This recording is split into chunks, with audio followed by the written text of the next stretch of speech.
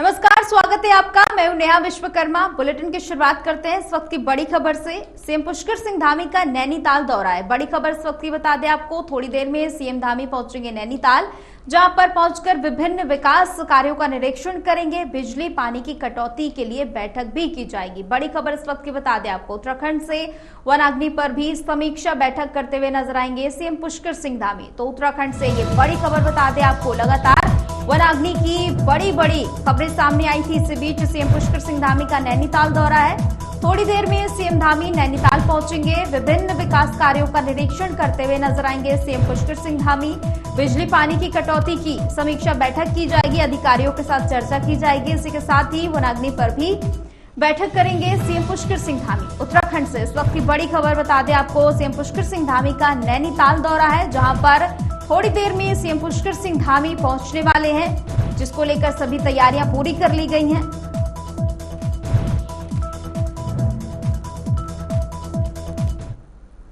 इस पर ज्यादा जानकारी के लिए ब्यूरो चीफ पवन दीक्षित जुड़ चुके हैं। पवन दीक्षित, जिस तरह से उत्तराखंड में आग की समस्याएं लगातार सामने आ रही हैं, पानी का और जल संकट भी लगातार सुनने को मिल रहा है, सीएम पुष्कर सिंह धामी नैनीताल पहुंचने वाले हैं, कितने बजे तक पहुंचेंगे, क्या कुछ जानकारी है?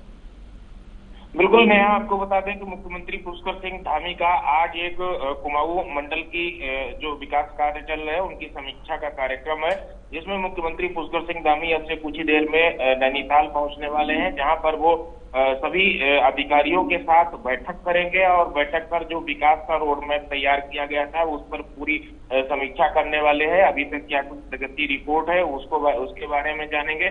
साथ ही साथ पिछले दिनों अल्मोड़ा जनपद में हुई जो वनाग्नि से जो 4 जो वनकर्मी थे उनकी मृत्यु हो गई थी, उसको लेकर के भी जांच का आदेश दिया गया था। और अभी तक वहां के जो प्रशासन के द्वारा अभी तक क्या कुछ उस पर जो जांच की गई है, क्या कुछ उसमें पहलू निकल करके सामने आए हैं और अभी तक पूरे मंडल में लगी हुई जो वनाग्नि है उस पर कितना नियंत्रण पाने में कामयाब हुआ है प्रशासन और वन विभाग, इसको लेकर के भी समीक्षा करेंगे। साथ ही साथ जो इस समय जो पर्यटक सीजन चल रहा है, पर्यटक सीजन को देखते हुए चाहे वो जो खान पान की व्यवस्थाएं हो, चाहे वो पेयजल की व्यवस्थाएं हो, चाहे वो रोड कनेक्टिविटी की व्यवस्थाएं हो, चाहे वो अन्य व्यवस्थाएं हों, इन व्यवस्थाओं को लेकर के जो जिला प्रशासन के द्वारा क्या कुछ अभी तक की तैयारियां की गई हैं, क्या कुछ अभी तक व्यवस्थाएं की गई हैं, इसके साथ ही जो कुमाऊं मंडल के कमिश्नर हैं वो भी इस बैठक में मौजूद रहेंगे। तो पूरे कुमाऊं मंडल की जो पर्यटन सीजन पर जो पर्यटक दूर दराज से उत्तराखंड का रुख करते हैं, जो विश्व विख्यात नैनीताल जो पर्यटक स्थल है, साहसिक पर्यटक और जो रोमांच के लिए यहाँ पर बड़ी संख्या में जो पर्यटक आते हैं, उनको लेकर के भीड़ को नियंत्रित करने के पवन, क्या ऐसा माना जाए क्योंकि बिजली पानी की जो कटौती है, क्योंकि पर्यटक का जो स्थल है नैनीताल काफी बड़ा है, इसकी वजह से आम लोगों को समस्या हो रही है? हाँ बिल्कुल, क्योंकि सभी पूरे प्रदेश भर में जो पर्वतीय क्षेत्र है, क्योंकि ऐसा कहा भी जाता है पहाड़ का पानी और पहाड़ की जवानी पहाड़ के काम नहीं आती है, और इसको लेकर के लगातार प्रयास भी किए जा रहे हैं। केंद्र सरकार की भी योजना है कि हर घर नल जल जो योजना है उसके कारण कितना अभी तक उस पर काम किया गया है, और जो पेयजल की समस्या बची हुई है। और आए दिनों जो पूर्व भी वर्षों की अगर बात की जाए तो पूर्व में भी पेयजल का संकट गर्मी के मौसम में पर्वतीय क्षेत्रों में विशेष तौर से देखा गया है। इसको लेकर के पेयजल का संकट ना हो, पेयजल की दिक्कत ना हो किसी भी व्यक्ति को, तो इसको लेकर के क्या अभी तक कार्रवाई की गई, ये भी आज समीक्षा करेंगे मुख्यमंत्री। और अन्य जो विकास के कार्य चल रहे हैं उन सभी विकास कार्यों का स्थलीय निरीक्षण भी करने वाले हैं मुख्यमंत्री। और साथ ही साथ बैठक में अगर बात की जाए तो मंडलायुक्त वहां पर मौजूद रहेंगे, जिलाधिकारी मौजूद रहेंगे, सीडीओ मौजूद रहेंगे, पेयजल विभाग के अधिकारी मौजूद रहने वाले हैं, पीडब्ल्यूडी विभाग के अधिकारी मौजूद रहने वाले हैं, स्थानीय विधायकों को भी इस बैठक में बुलाया गया। बिल्कुल पवन, वनाग्नि की जो घटनाएं हैं वो भी लगातार देखी गई हैं, किस तरह के फैसले लिए जा सकते हैं, क्योंकि चाहे जल संकट हो या फिर बिजली की कटौती की बात हो या फिर वनाग्नि हो, ये उत्तराखंड के लिए बड़ी समस्याएं हैं जो लगातार बढ़ती जा रही हैं।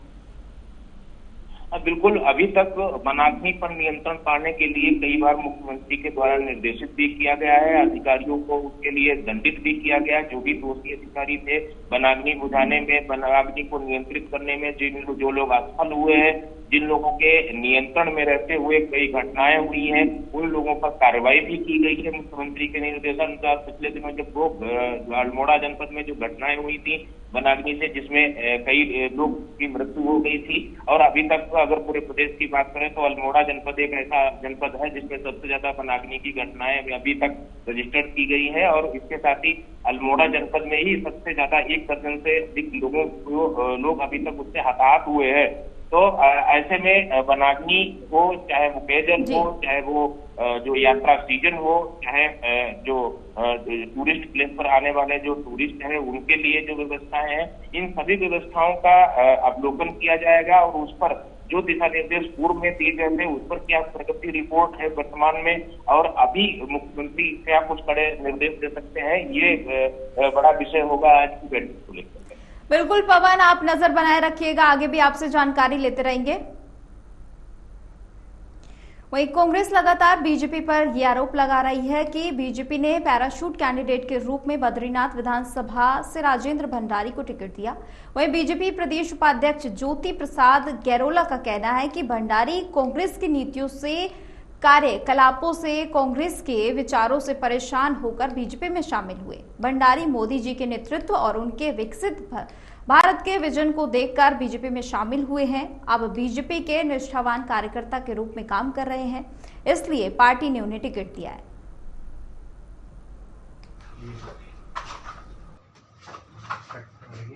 राजेंद्र भंडारी जी ने कांग्रेस की नीतियों के खिलाफ होकर भारतीय जनता पार्टी में वो शामिल हुए।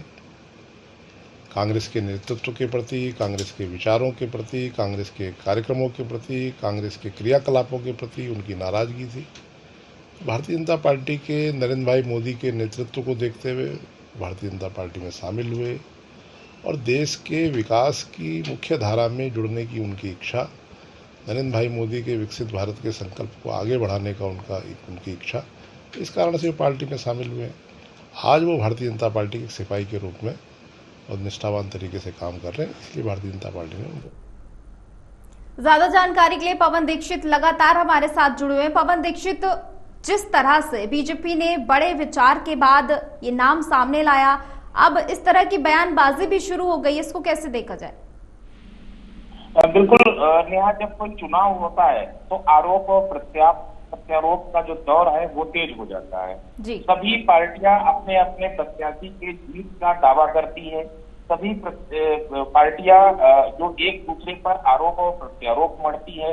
यही अब उपचुनाव हो रहा है और ऐसे में ये लाजमी है कि दोनों ही पार्टियां अपनी जीत का दावा कर रही हैं, दूसरे पार्टी को नकारा बता रही हैं। अगर बात राजेंद्र भंडारी की जाए बद्रीनाथ विधानसभा से, तो ये बात सच है कि लोकसभा चुनाव से ठीक पहले आचार संहिता लगने के बाद जब कांग्रेस पार्टी ने भी अपना प्रत्याशी मैदान में उतार दिया था, उसके बाद राजेंद्र भंडारी को क्या कुछ कांग्रेस पार्टी से विमुख होना पड़ा, कांग्रेस पार्टी का दामन छोड़ करके, क्योंकि मौजूदा विधायक कांग्रेस पार्टी के ही सिंबल से वो बद्रीनाथ विधानसभा से थे और वहां से उन्होंने इस्तीफा देने के बाद में भारतीय जनता पार्टी का दामन थामा और आज उपचुनाव में फिर उनको भारतीय जनता पार्टी ने अपने कमल के किसान से उनको प्रत्याशी बनाया है।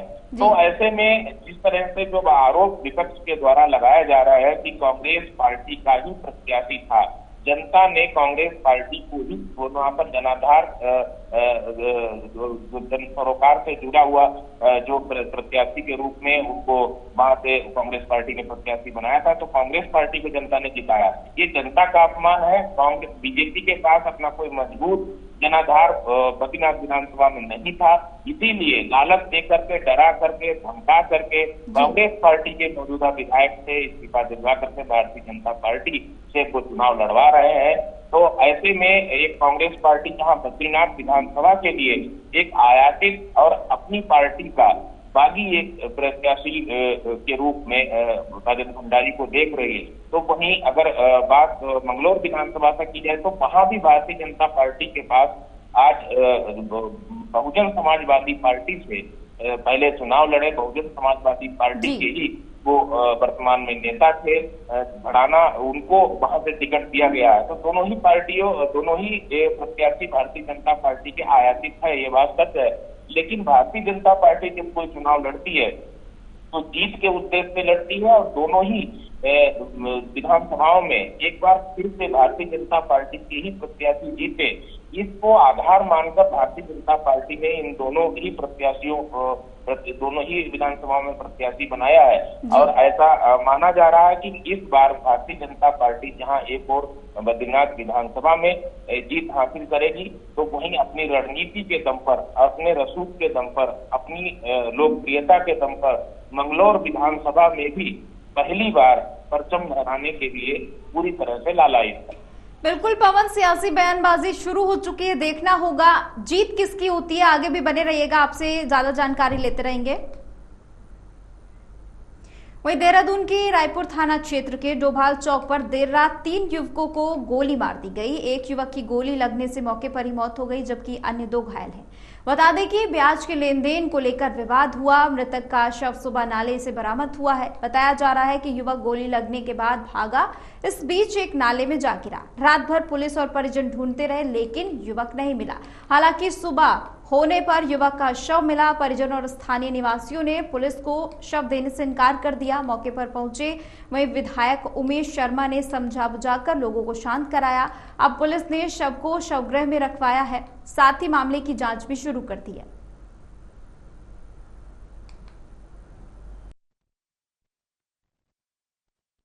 रात की घटना है। रात गोली चली, 3 लोगों पे गोली लगी, एक की तो अभी बॉडी मिली, 2 को हॉस्पिटल में भर्ती किया है। हमारा ये कहना है कि जो यहाँ पर क्षेत्र में नासूर बन गए, ये जो ब्याज वगैरह के काम करते हैं और उससे जनता का उत्पीड़न करते हैं, इन पे अंत लगना चाहिए। और जिन्होंने भी ये कर्म किया है उनके खिलाफ सख्त से सख्त कार्रवाई पुलिस प्रशासन वो करे। और जनता के साथ बार बार इस तरह की कई घटना हो गई, और उसमें जो भी अपराधी लोग हैं उनके लिए पुलिस प्रशासन अपने स्तर से इस तरह के लोगों को बख्शा ना जाए, हमारा ये निवेदन। और पवन दीक्षित लगातार हमारे साथ ज्यादा जानकारी के लिए जुड़े हुए हैं। पवन, 3 लोगों को गोली लग जाती है, क्या कुछ पूरा विवाद है, विस्तार से बताइए। बिल्कुल नेहा, ये देवभूमि को कलंकित करने वाला ये घटना है। कल देर रात की ये घटना है। ये रायपुर थाना क्षेत्र के 6 नंबर पुलिया के समीप डोभाल चौक के आसपास की ये घटना है। और वहां पर कुछ लोग जो अवैध तौर पर जो ब्याज का काम करते हैं, जो अपना जो साहूकार है वो अपने रसूख के दम पर, अपनी दबंगई के दम पर अपना पैसा देते हैं और उससे ब्याज वसूलते हैं। और इसी को लेकर के कुछ वहां पर वाद विवाद जी पवन। और जबकि 2 लोग गंभीर रूप से घायल हैं, जिनका इलाज अस्पताल में चल रहा है। हालांकि 2 लोग, जिन लोगों ने गोली चलाई, उनको पुलिस ने, जैसे ही पुलिस को जानकारी प्राप्त हुई, उसके बाद पुलिस ने पूरी तरह से पूरे शहर भर में नाकाबंदी की और उनको आशा रोडी बॉर्डर के पास उनको उधर दबोचा। और इस घटना से वाकई में देवभूमि में एक दहशत का माहौल है। जिस क्षेत्र में ये घटना हुई है उस क्षेत्र में पूरी तरह से दहशत का माहौल इसमें दिखाई दे रहा है। हालांकि जो पुलिस प्रशासन का दावा है कि कुछ अन्य लोग भी हैं, हालांकि गैंगवार से जरूर मना कर रही है, नकार रही है पुलिस।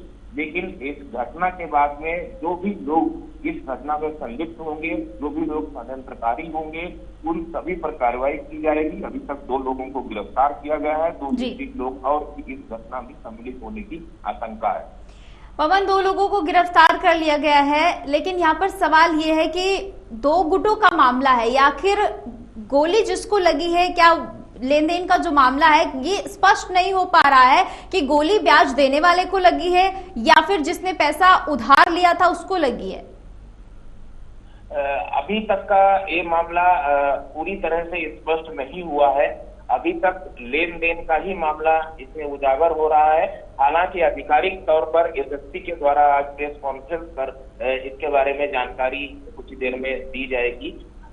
लेकिन अभी तक का जो प्रथम दृष्टया जो सामने निकल करके आ रहा है कि ब्याज का मामला है और इसमें जो स्थानीय विधायक है वो भी उन्होंने भी इन सभी ऐसे अराजक तत्वों पर कार्रवाई करने की मांग की है।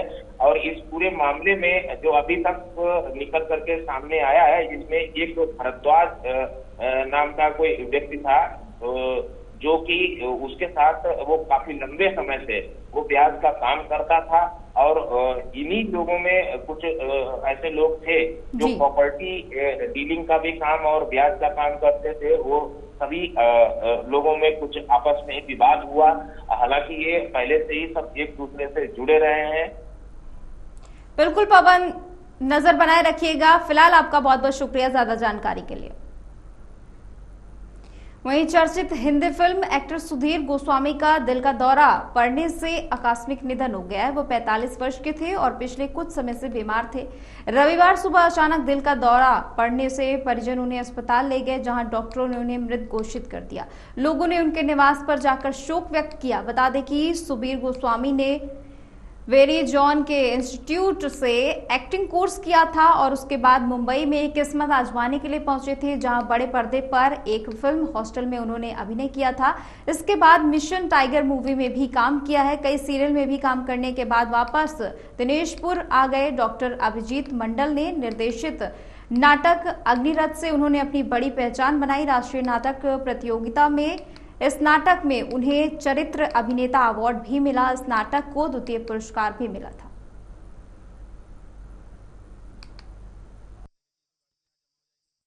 सुधीर गोस्वामी जो है दिनेशपुर के एक वरिष्ठ रंगकर्मी थे, जिनकी भी आकस्मिक मृत्यु हो गई है।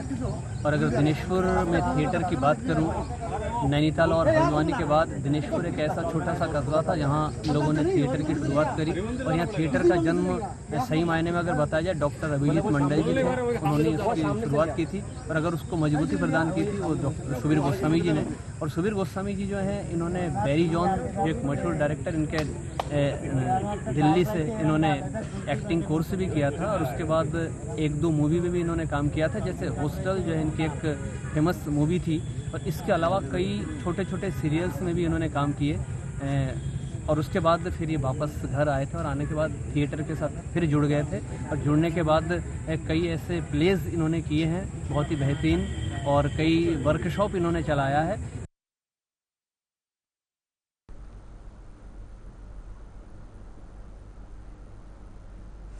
चिलचिलाती गर्मी में राहत दिलाने के लिए इन दिनों लोग एक तो शरबत का मजा ले रहे हैं, तो वहीं दूसरा वाटर पार्क में डेरा जमाए बैठे हैं। हल्द्वानी में भी कुछ ऐसा ही नजारा देखने को मिला, जहां शहर के कुछ दूरी पर स्थित बेल बाबा मंदिर के पास स्थित वाटर पार्क में सुबह से ही लोगों की भीड़ देखने को मिल रही है। स्थानीय लोग और पर्यटक अपने बच्चों के साथ जमकर मस्ती करते हुए नजर आ रहे हैं। वहीं इस दौरान लोगों ने क्या कुछ कहा, आपको सुनाते हैं।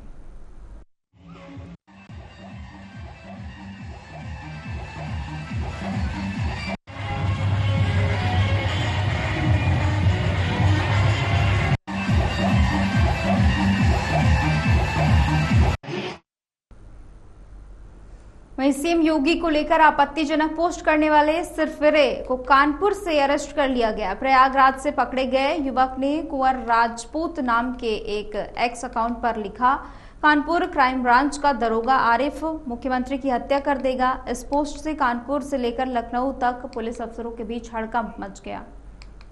बता दें आपको कि इस दौरान शासन ने कार्रवाई की।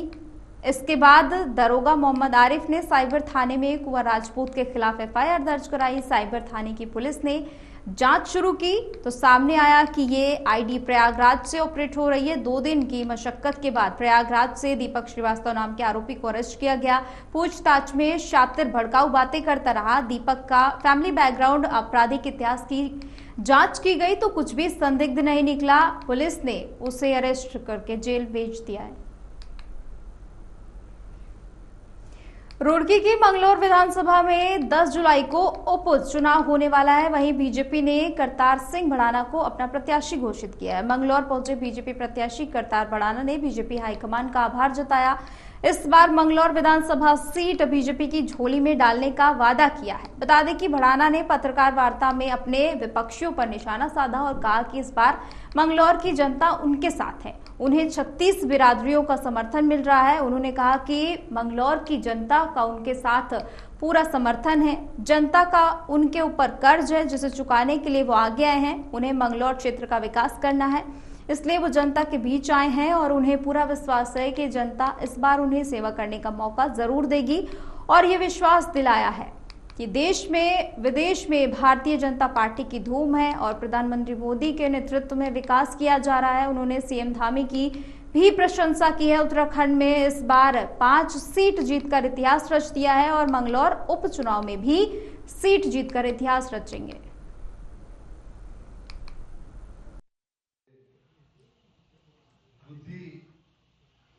ये तो मेरे बड़े नेता ही बता सकते हैं उन्होंने क्यों मेरे पे विश्वास जताया, पर मैं तो ये कहूँगा कि वो विश्वास कराने वाला भी वही है और करवाने वाला भी वही है और करने वाला भी वही है। वो कहते हैं ना, राम जी की मर्जी है। जब राम जी आएंगे तो कुछ ना कुछ तो करवाएंगे, तो हम तो प्रार्थना करेंगे राम जी से भी और रहीम से भी। अब दुनिया तक कमल खिला हुआ है, यही नहीं भारत में ही नहीं विदेशों में भी कमल खिला हुआ है। तो यहाँ अगर आप मैं सच्चा, मेरे प्यार करने वाले सच्चे है ना, तो फिर यहाँ कमल ही कमल खिलेगा। और दूसरा, कोई जो है ना गलत आदमी यहाँ राजनीति नहीं कर पाएगा, मैं वादा करता हूँ। आप ये बताइए, आप जो है 2 महीने पहले आके यहाँ पे आते हैं और यहाँ के मालिक बन जाते हैं। मैं 18 साल से भी अभी बाहर का ही रह गया क्या? बाहर की तो घरवाली भी है।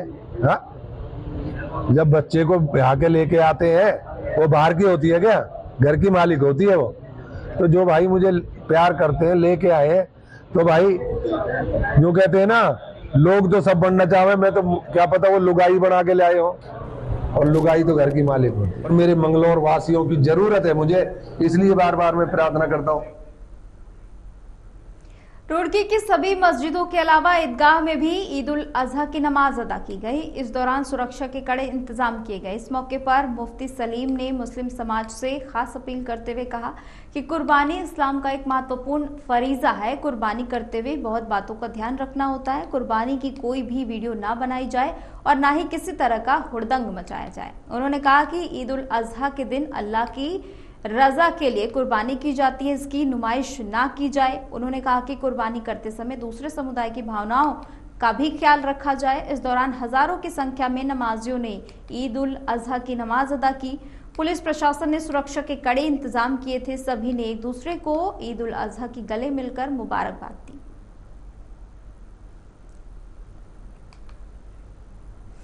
उत्तराखंड के खास बुलेटिन में फिलहाल इतना ही। देश और दुनिया की तमाम खबरों के लिए देखते रहिए AMB नेटवर्क।